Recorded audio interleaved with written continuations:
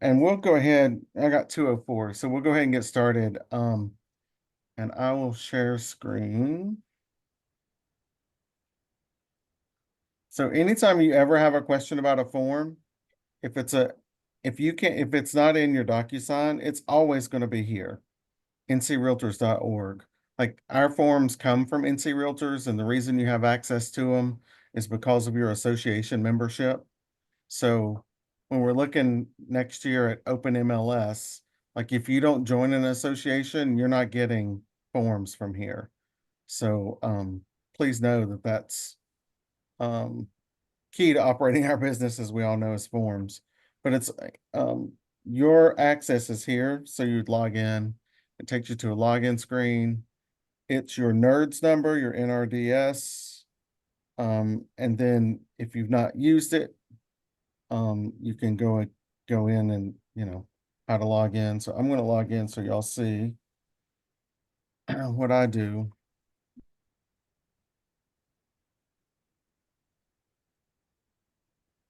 So you can every Monday when the legal Q&As come up and they're emailed to you Monday mornings, if you ever want to search back or have a topic, you can always search here. Forms and contracts, you can always, that's where I go. So if I want to look at buyer agency, I can keyword search buyer. I could do agency. If I know the form is 201, I can just search 201. But it comes up 201 exclusive buyer agency. So when I click this, it downloads automatically to your computer. Same thing if we go into showing, the new showing form, if I just hit, it's form 202. There it is, property showing agreement. So if I click this, it's just going to download to my laptop, and then I can open it from my laptop. Likewise, if I search compensation, which is the other form if I could type 220 compensation agreement. I did have a good example of a 770. You all keep asking me about how do we fill that out and where do we go and what do we do? I'll show you a 770 in a minute. But let's go to my files because I downloaded these already.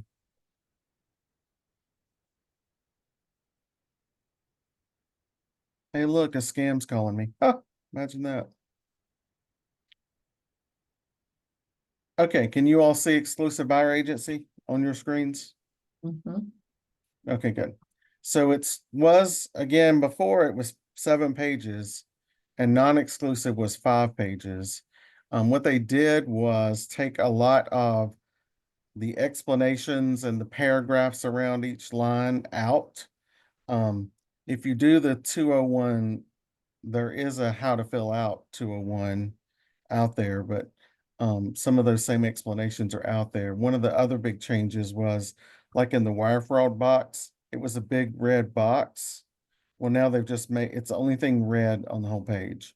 So there are a couple of changes, and again, it's only 3 pages now, which we're super excited about. Hold on.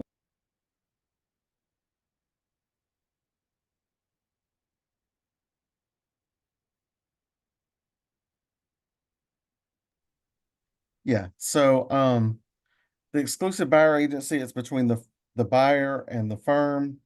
The services you're going to provide is where that's going to be. Remember, it used to be like 4 different options. A lot of people fill out North Carolina, and again, with your code of ethics, if you're not experienced in all of North Carolina, I wouldn't necessarily, that's a violation of your code. Now, if you explain to them, look, I don't work in all of North Carolina, I'm not familiar with all of North Carolina, but they want you, that's perfectly fine to put in North Carolina, but you could put in all the way down to 1 street address. Like okay, I'll sign exclusive for this house I'm getting ready to show you, but I don't want to be exclusive for anything else. That's perfectly fine to put in that 1 address. Or it can be Alamance and surrounding counties. It could be Alamance, Guilford and surrounding county. It can be Alamance, Guilford and Orange. Anything in there is perfectly fine as long as there's something that it's an area that you're familiar with. The disclosures, this is where you showed them one, they've not signed a document with another agent or firm. If they have, you automatically send them back to their agent. If they're not working with a relocation company or not, and if they're not received sample copies of the purchase contract and pro services. So again, that used to be 4 lines, and now you can see it's kind of 1 line there. Term of the agreement, every agreement with a client has to be a start and a stop date. You can't have an agreement that's open-ended. Next up is fees. If you charge a retainer, there's very few agents that do here currently. You can charge that, and like if I charge a $250 retainer fee, which will be credited once you purchase, or if they don't purchase anything, you keep the 250. Just remember, most folks enter 0 there, but just don't have blanks, please. You can hit an NA or waive by agent, that's perfectly fine, but just please don't leave it just blank. A percent, or a flat fee, either one are fine, perfectly fine, neither one of them's wrong. If it's not a flat fee or a percent and it's something else, you would then put that here. So, this is payable upon when the fee is earned, and then this describes when it's payable. The firm may seek compensation from the seller, or the listing firm to pay some or all of that fee they just agreed to on line 4. However, the buyer understands that neither seller nor listing firm has a duty to pay the firm's fee. They don't have a duty to. This is between the buyer and their client, the agent, that they are agreeing this is their payment. We will seek compensation from the other side, but we may not get it, just FYI. Mutual termination, it takes both parties to terminate this form. Buyer will remain liable to pay for any earned fee in this section. So there are rare instances where if they sign another agency and go under contract on a house, that they might owe 2 compensations. Like if they've signed one with you for 123 Main Street, but then they don't terminate officially by both mutual termination, and then go under contract on 123 Main Street, then that's a problem, which would have to be mediated. Protection period is the same as before. You just enter a number of days that if you've shown that this agreement expires, if they decide to purchase that house that you showed within 30 days, then you would be entitled to that agency agreement would be enforceable. Now, here's the deal though, if they sign another one, it automatically negates this anyway, so. Fees are negotiable, that's the last version of this, it was a spot for them to initial, and now they're just initialing the whole page at the bottom. So, that fees are negotiable. That's why we don't show up to our meetings with these things pre-filled. There shouldn't already be a number filled in here. You fill it out with them. That way that was one of the premises of the lawsuit that said, well, they showed up with a form that had 6% on it, so I didn't think I could negotiate. So that's why we don't pre-fill numbers now. So it'll protect you. The terms of the agency of dual agency, I actually really like what they've done with dual agency for us. If it's permitted, that means if they even allow it, the buyer will understand the following. The firm is exclusive until dual agency occurs. However, in separate representation of buyer and seller, they may obtain information which could harm a buyer's bargaining.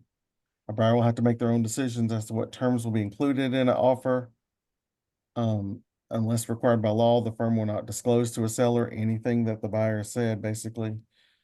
The firm will represent the buyer and the seller in a balanced and fair manner, assisting both parties in communications. If dual agency, if designated as directed, an agent in the firm will not be designated to represent the buyer or seller if that agent has received confidential information. A buyer has determined that the advantage of dual agency outweighs the disadvantage. So here, line 1 is, do they agree to the firm to be dual? So can I see another Keller Williams house, basically, central. And this second line, if they've signed this, then they move here. If they refuse to this, then they don't agree to dual and you don't sign anything. So,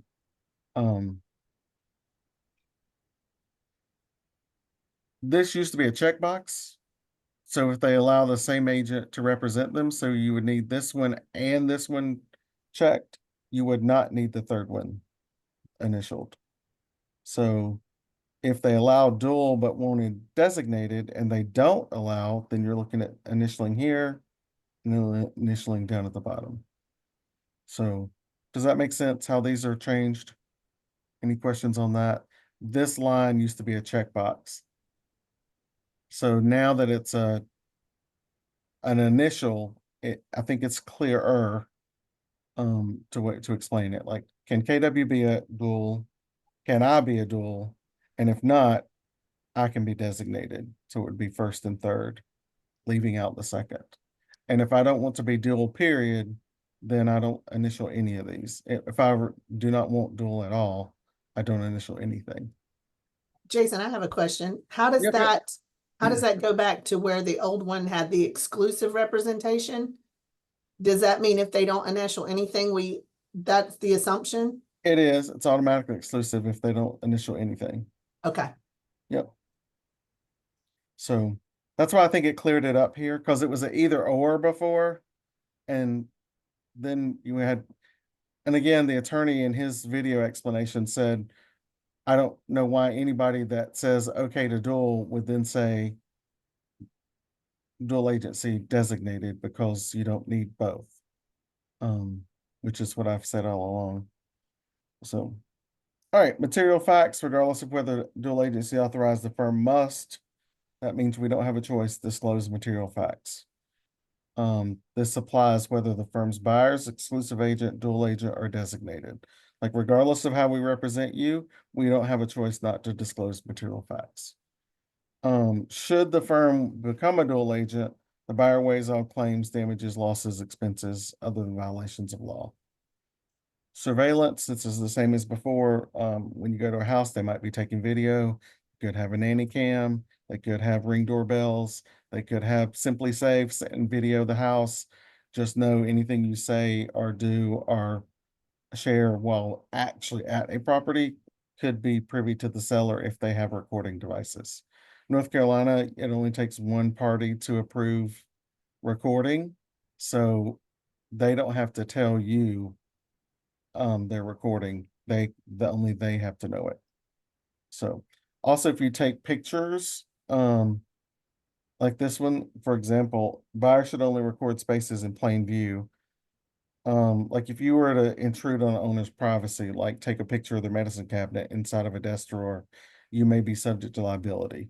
The firm may not have control of pictures or videos of a property that a buyer may purchase. Such information won't be moved from public display after the buyer's purchase. So sometimes we've had, hey, I want that picture taken down from when they search my address. Well, after the fact, we can't necessarily have that done. So that's what that's saying. If you need other professional advice, whether it's law, taxes, finance, this used to be PSD basically. And all the services you could hire to work on your behalf is now a paragraph instead of a big long list on one whole page. Inspection cost, the buyer must pay all inspection costs and other services related. Confidential, the firm may not disclose price or other terms. However, the seller may also elect not to disclose other offers to instruct the agent to keep that information. Here's your big fat wire fraud warning. I will tell you, we are literally at this moment 2 weeks ago had a client receive an email that said, hey, hey girl, are you ready to wire the funds for settlement? She said, yeah, I just need the directions. And the email came back that said, hey, here's the directions, and a PDF attached was the law office's logos and account numbers, step-by-step directions, and we lost $16,000 as a down payment. So the lender reached out to the client and said, hey, I hate this got delayed. We'll get you final numbers to close next week. Just hold tight, it'll work out. And she said, well, I just sent you the funds earlier today. And everyone's like, what are you talking about? And so the lender then called the agent. The agent's like, I didn't send an email about wiring funds. So she calls the client. The client says, yeah, I got an email from you this morning. So she says, well, can you send the email over? And we, lo and behold, open it up, and it says it's the agent's tagline picture. The phone number in the tagline at the bottom of the email was 1 digit off. And the email, even though it said her name that was sending it, it was like agents at closingdisclosure.com or something crazy. It wasn't her actual email address. So of course we immediately notified the FBI, we notified the bank, we notified like the lender, like everybody involved. But again, wiring fraud is real.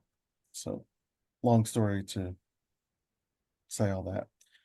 Additional terms, there could be additional terms here, like if we had a scenario today where they're like, well, my fee is, X%, but the buyer said, well, if you find my house under 500,000 within 30 days, I'll give you another 1,000. So that technically could go in this box, or it could go into this box of other specific amount. Neither one are wrong. This is better because it says other specific amount and it's under fees. But this could also be down here. You could have like an early termination fee here. Like if we don't find a house in 6 months, you could say that there would be an early termination fee of, $250 for travel expenses or whatever, that kind of thing. So mergers, modifications, assignments, enforcements. That means if other parties get merged into this, or if you bought a house by one entity and then that entity gets purchased by a parent company, that this remains intact. It doesn't change. Non-discrimination, clearly we don't practice in any of those activities. And then you just sign it. Like that's the end of it, 1 through 3. So what questions do you have about the new buyer agency, the exclusive? I'll say Lorraine had one this morning. The non-exclusive didn't go anywhere. It's still out there. Like if you wanted to sign a non-exclusive saying, Alamance and Orange counties or surrounding areas, that just means they can sign a contract with someone else and not you. So this one is much better and shorter than the 5-page non-exclusive. And we're getting ready to go over the showing agreement too, but just so you know, that's still out there. Any questions on this one? You like it? You Yeah. don't like it? Yeah, I was just gonna ask, and you may have already said this and I missed it, but are these already, or when will they be updated in Command/DocuSign, I guess? Already, I approved some this morning. Okay. Okay, I hadn't seen them yet. Yeah. Are they in dot loop also? Jim, I hate to tell you, I can't answer that because we're not dot loop friends. We used to be, you and I both started on dot loop when we started years ago. Mhm. I don't know that it is or not. I can't answer. Okay, Now dot loop will update just like, North Carolina released the forms to DocuSign and dot loop the same time. So I oh, would okay, think if DocuSign has it, it's not going to be long before dot loop has it. gotcha. So yeah, I doubt it would be long. So, all right, Thank you. sure thing. So let's do 202, which is different. It's the showing form. And this is something y'all have never seen because we didn't have such a thing. The lawsuit says you have to have some type of agreement in place. It didn't say what type of agreement, it just said an agreement. So, this basically is the old Zillow put out a showing form. Y'all asked me about that. We actually created one for the office with our internal attorneys. We had it approved with our insurance company, and then I found out that North Carolina was going to put out one 7 days later. So we're kind of like, I mean, you've gone a month and a half, 2 months without it. You can go 7 days. So, basically, this is agreement between you, the firm, and that person for me to show you the house, open the door. And this is where you would put the location. Now, this could be a specific address, Alamance in Orange County. What this doesn't do is get you paid for making an offer, nor does this give you the authority to even make an offer on their behalf. It's only an agreement to show, to open the door, open the key. So while providing their services, they'll represent the buyers as a buyer's agent, will act in the best interest of the buyer. This is not an exclusive agent, and a buyer may hire another agent at any time. If they decide to make an offer on a property, the firm may require the buyer to sign another agency agreement if they want the firm's assistance with the offer they choose to make. This is a question: have they have or have not signed another document with another firm? If they have, you need to see it, find out if it's a non-exclusive or only a showing agreement. If it's an exclusive, you can't show it for them. Unless that agent was within our own firm.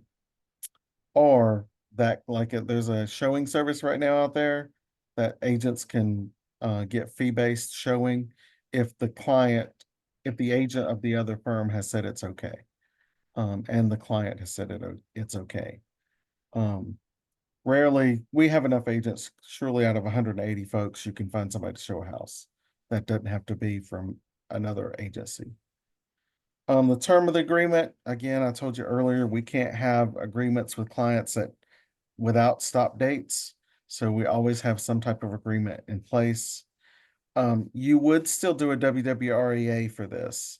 So don't forget that every client you come encounter with that goes into any specific information other than, hey, my name is Jason, you need a WWREA on, just for your own safety. So every agreement has a start and stop. A fee. The buyer will pay a non-refundable fee for these services, or either no fee is allowed or owed. So technically you could say, I'll be glad to show you the house. My showing fee is $50, $100, whatever that is. Now, all monies have to be paid to the firm. You can't accept any kind of money from anyone that don't get paid to the firm, and the firm will turn around and pay it to you. If it's under 500, we don't take anything out. We just literally turn around and deposit it straight to your accounts. But we have to account for the monies because this agreement is not with you. This agreement is with the firm. So that's why you personally can't accept this money and keep it in your own account, because up top, it doesn't say Jason Realtor, it says firm. So you can't accept a fee that's not made to the firm. Are y'all following me? Under 500, again, we just turn it right around and give you the check. I mean, put it in your account. So it's basically accounting procedure. Negotiable. That fee is negotiable. So that's all that's saying. And then the next line is we don't discriminate against anybody. And then we sign it. Plain and simple. And there's nothing else to it. This is very similar to the Zillow form. North Carolina originally said, hey, your form is not legal and we won't accept it in North Carolina. That's when all the offices started making their own agreement. And then North Carolina said to Zillow, we will approve it if you do X, Y, and Z. And Zillow changed it for North Carolina for their own showing form. So as your BIC, I would feel much more comfortable with you using a North Carolina form because that's the one that can stand up in court. So you can do these for single addresses. You can do it for a county and you can say $50 per showing. That's nothing wrong with that. And then I would, to be credited at, if you decide to purchase. So if they paid you $50, you saw 5, that's $250, and then that $250 you can credit under the other line from your exclusive agency agreement. Like you can give them credit for the showing fees they paid you if you want. Does that make sense? I don't want to lose anybody on that one. How would you write that? Here I would just say $50 per showing, and then you could do it in that line one of the, let me see if I can get it. Exclusive, let me go back. In the exclusive, you could put it right here as that non-refundable retainer could have been that money you received from showing fee, or here, received $250 from showing fees. And then that would be credited at the time of offer. You could do it either way, neither are wrong. Does that help? Good question. Thank you. Yep. Hopefully this helps with some of the hauling and hoping that you're just out there doing. Like I show during COVID, I showed one person 67 properties. And we wrote 34 offers. And we wound up with 2 that got accepted. One fell through and then one finally closed. But however, if I had this in place, it would have been a lot better to take care of me. So anyway, that's your showing form. Any questions on that one while we're here before I scoot on to the next one? 220, our favorite know and love it form. Cooperative compensation. Either party, it doesn't matter if you send it over as a buyer or if the seller sends it to you, neither are wrong. I will say that we have run into several times this past 2 weeks of like a for sale by owner. If there is not an agent on one or either side of the transactions, don't use this form. Use the 150. So that's why you would have a 150 if you got an unrepresented seller. So if there's agents involved, use this one, perfectly fine. If it's not, use the other one. So here's the fee. Almost always it's going to come from the listing firm. There will be rare occasions, I would say less than 10% of the time, that you'll use seller. Now, there are some firms we have said, I send it back, we reject it, please check the right box. And they go back to the other side and they're like, well, we're not going to fill out the form the way you ask us to. Our BIC said to do it this way. Just give me that note, let us know that that's what they've said, and then we'll just notate it if we have to go to court.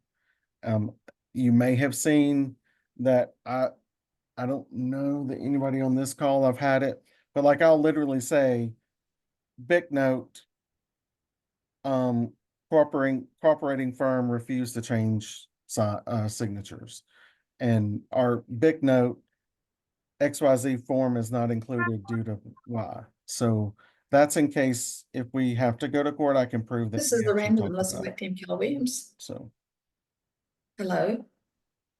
Hello? Hello? and Sarah, I'll cover that question you sent. So, the fee almost always will be the firm.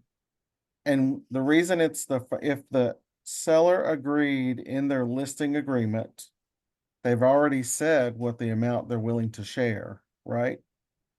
When you go to, as a seller listing agent, you go to their house, you sign a document in the listing agreement that says, this is our price to market your home. We agree or not to agree to share X amount of money with the other side, X amount of percent. So that's why in your listing agreement, it actually already says what the amount will be. And it should be, that's why it's coming from the firm. The only time it wouldn't be coming from the firm is if they didn't agree to share any compensation at all. However, they negotiated compensation later and the seller said, well, I'll just pay it directly outside of the listing agreement because you didn't have agreement to share. So that's why it's almost always listing firm. Doesn't matter if it's a percent, doesn't matter if it's a fee, neither one are wrong. It just can't be empty. This is when the fee is earned upon the contract. due and payable for the selling firm when the buyer authorized to buy and sell under the contract amendment here too. The fee will be paid at closing as defined in the contract. So once you have a contract and it is closed, that's when that fee is earned. Here's another one that's tricked up several people is a date. I told you can't have a start and a stop date. There's no wrong date here. It can be the end of your listing agreement. It can be the day after your closing or add 7 days to the closing date. If you get a offer in because they have a 7-day grace window for whatever reason, it can be anything. There's no wrong thing here as long as it can be for 1 day only. If you sign this and return it, we agreed on this date, this is our pay, this is payable. We just can't have it blank. So if any merger, modification, assignment, or enforcement or laws, that means like if you make an agreement with a company or an individual and they pass away, the agreement's still in place. It doesn't end. Or if you buy it from ABC Realty and XYZ Realty buys ABC, then they merged, then this is still in place. So whatever you do, do not upload this form to the MLS or attach it to a purchase contract. Big fat deal. Last week in Wilmington, they stressed over and over and over. Literally, they did a whole panel for 2 hours with the actual commissioners. And they said, we do not want to see a 220 attached to a offer because of the way the current state laws are written. What you can do is we have heard in town folks saying, well, give me your offer and we'll shopping the offer. So maybe Sarah's offer is that you pay 3%, and maybe Lorraine's is you pay 2.5%, and maybe Kim's is you pay 2%. So this offer is better because of the terms, and I have to pay 2%. Well, here's the trick up. What did you sign in the listing agreement that you would share? That's one. If you're shopping compensation, you shouldn't have in the listing agreement had any sharing of compensation because you can't shop and also agree to an amount. That don't make sense. The second thing is you can't share those amounts amongst parties. Like I can't say, well, Kim, your offer would be better if it looked more like Lorraine's because you can't share, it's confidential. I would just caution you, I think that's risky. Because it looks as if you're quid pro quoing. Your offer is good if I don't have to pay as much. Like I'll do this if you'll do that. I think you're skating on thin ice if you're shopping offers that way. But again, there's some agents in town doing it because y'all are calling me and saying, is this right? Is this legal? So yes, you should send this per the commission in a separate email that says, this is what we would like to see, compensation of this amount for my buyer's agent. In a separate email, send your offer not signed by your client on the buy side. So you send it blank, signature wise, not initialed, with its terms. So email with 220 with amount, email with OTP not signed, and say, this client requires compensation from the sell side. See email dated 10/28 at 2:38. And then we will be glad to sign if offer to purchase is acceptable. That way you don't get into a situation where they might sign one thing and then not sign the 220 and then you don't get paid. Because once it comes back, if they agree to it, then it's an offer back to you as a buyer. It's no different than a counter offer. They said this very same thing we should do if we're not if there's not 2 agents involved. That we should get a 150 signed with a blank version of the offer to purchase Like if you're representing the seller and there's no buyer's agent, you know what you're gonna pay because it's in your listing agreement. You don't need a 150, you don't need a 220 because there's no buyer's agent. What you can send to the buyer is an offer from the seller that says, these terms are agreeable to us. And then the non-represented buyer's client can say yes or no. And that would come back to the seller. So it's flipping of it. And again, that's staying legal in North Carolina. And the question then comes up with, what if I go to the seller, I've signed a buyer's agency that says 3%, but then I get this back and it's 2.5, it's 2.4, it's 2. Then I need to go back and to my buyer client and say, hey, they're not willing to pay all 3%. They'll pay 2.5. Are you in a position to pay the other 0.5%? Because we agreed my fee is 3%. If they can't, then you have a decision to make as an agent. Do I want to fight for this 0.5%, or do I just want to accept the lower amount? Now, historically, that was at the bottom of an MLS sheet. And you all said, whatever's on the MLS sheet, I'll accept it. You didn't have to get people to agree and people to sign and back and forth. You just said, you know what, that's what they're offering, that's what I'll take. Now, you just have to have the paperwork to support that decision, to accept a lower amount. Because again, that's what we're having to do in compliance, which is extra work on us. We are literally having to go in and say, wait, the 220 says 2.4. Does the buyer agency say 2.4? Because if it doesn't, see, the attorney then needs to know the 0.6 comes from the buyer and they have to bring it to the table. So all you would do is update page 1 of the new buyer's agency with a new fee amount, or you can use a page 710, which is agreement to amend. And then you can, let me actually pull up a 710, because y'all ask me about this all the time.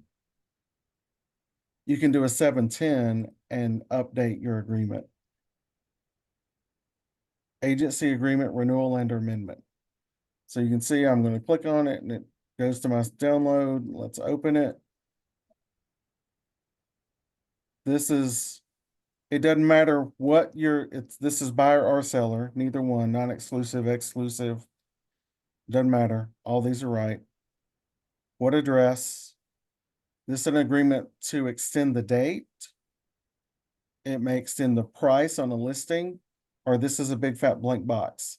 So if it was a buying agreement, exclusive buyer agency agreement, I could say agreed upon compensation was 3% and is now 2.4.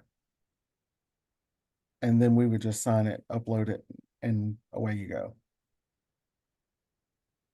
So 710 is how, or upload an updated page 1, just like y'all do right now with an updated page 17. So think about it that way. If you don't have 17 signed at the moment and y'all just go in and add a 17 and we approve it with all the signatures, no different than updating updated page 1 with a new fee amount. The other question that has come from these is, who can I share this with?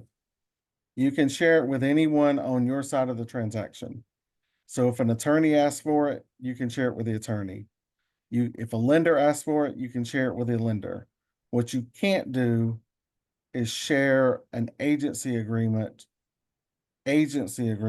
with the listing side. Vice versa, the listing side should not share with the buying side any agency agreements, because the agreements are with the firms and the client, not the agents. All right, let me see y'all's questions.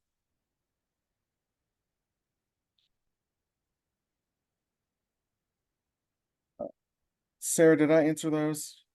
I may not have heard it. I had to take a phone call. Oh, okay.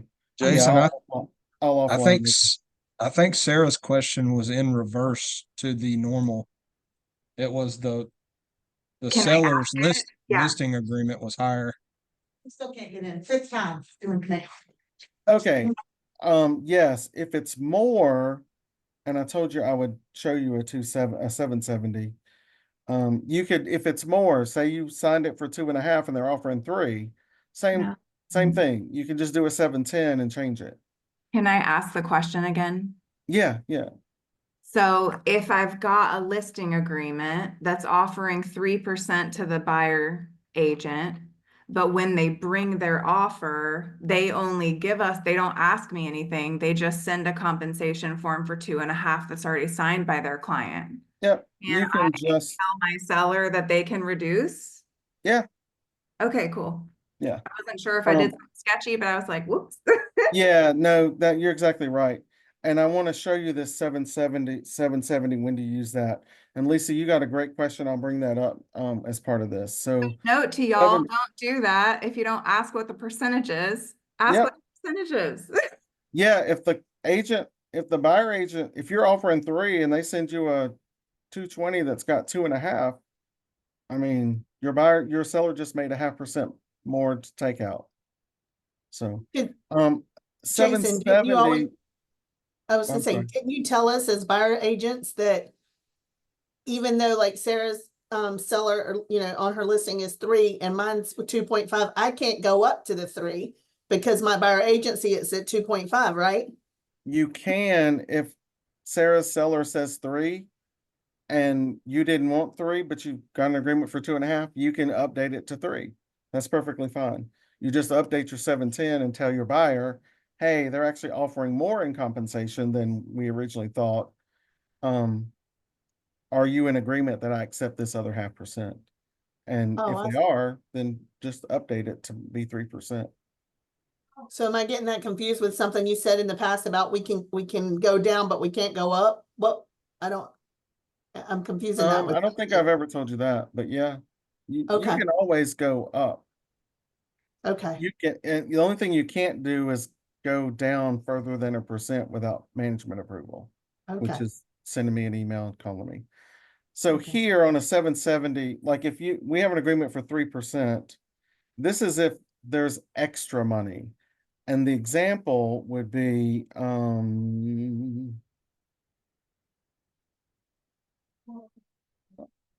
could just download it today. There we go. Today, there was, can y'all see the, oh. Today, do you see this realtor referral program? Do y'all see that on your screen, this graphic? Yes. So this builder says, we offer a 2.5%. If you do a referral between 100 and 250, we offer an additional 3,000. If it's 250 to 500, we offer an additional 5,000. If it's 500 to 750, 10, likewise. So that's in addition to what they pay, potentially. So that's how you would do a 770 is it's a 2.5 with an additional compensation of those monies. So So Jason, question about kind of in what Sarah, as an addendum to what Sarah's asking. If you have your listing agreement set to pay 6% compensation and your cooperative is 3, do you adjust the cooperative or the 6% as well? the cooperative, Okay, you so don't change so the amount. technically in Sarah's situation, she would get the 3.5, 2.5 split instead of a 3-3 split. Or you could do Yeah, both. exactly. You would update the cooperation piece, and then Sarah gets, um, if her seller agrees, Sarah can keep the rest. Or if the seller does not agree, then Sarah stays the same. And that goes to what Lisa asked, and I'm going to cover that right quick. If, let me see how she phrased that question.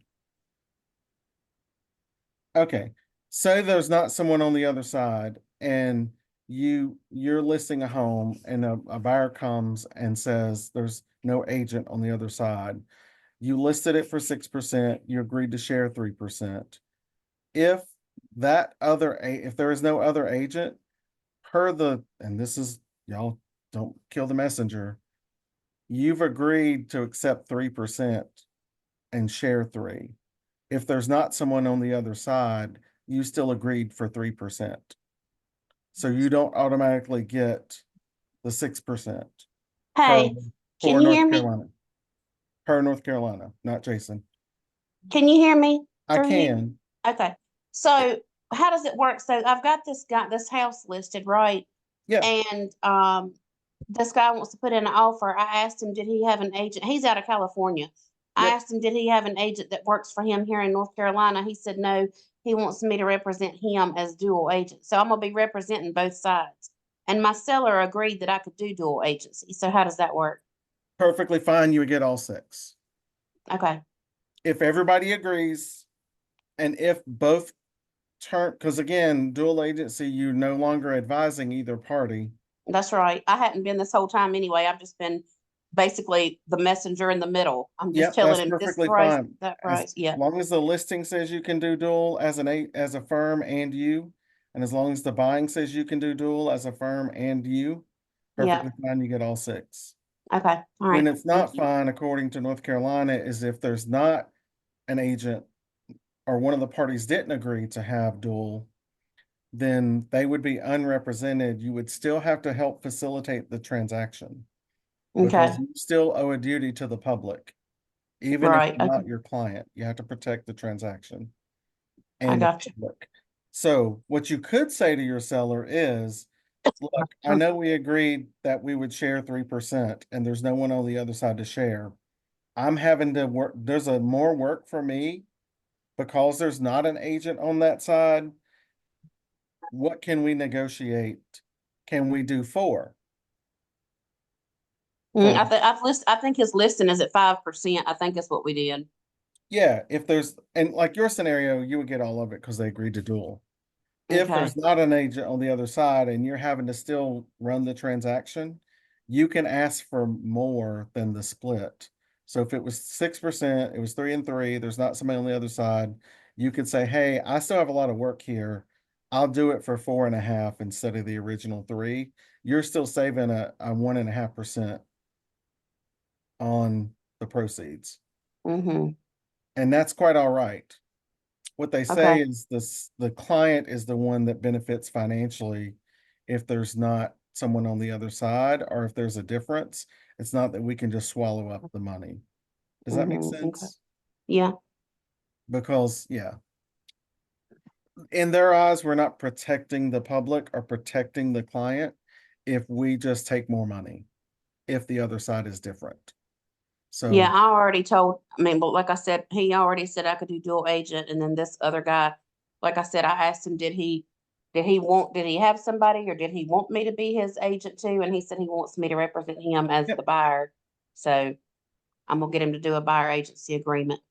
yep. As long as, again, they agree to dual and you as a dual and we as a dual, the firm, and then Yep. that they both understand that you're really not advising either of them. So, Mm-hmm. and Yep. you get all of it. So, Okay. Thank you. does that help? Anybody got questions? Y'all good? No. Those are all good ones. And I don't want to I want to make sure I don't miss you. Any questions you do have? I don't see any others. So, you got anything else for me? They did, all the forms did get updated as far as a date. Like they'll say 7/24, or they'll say if something was updated. These are the only 3 that they actually said, here's a video, here's what changed, here's X, Y, and Z. So if you see any other forms that say revised 10/24, they've not said, hey, go out there and cover this. It's massively different. Although they did say we would see additional updates if needed next quarter. So if they updated this in October, then the next update potentially could be January. So if they find they need to go further based upon the lawsuit or future lawsuits, they would update forms one more time before July or every quarter. So this is one of the only times we're not going to just update forms once. So I will say the agreement is proposed. It is not 100%. The finalized version of this lawsuit is 11/26. So we will, like, all of this is hypothetical at the moment. We're operating in good faith that we've agreed to all these changes and these are the changes we're making and they are already in place. However, a judge has not finalized and signed it. And that happens on 11/26 Monday, my birthday.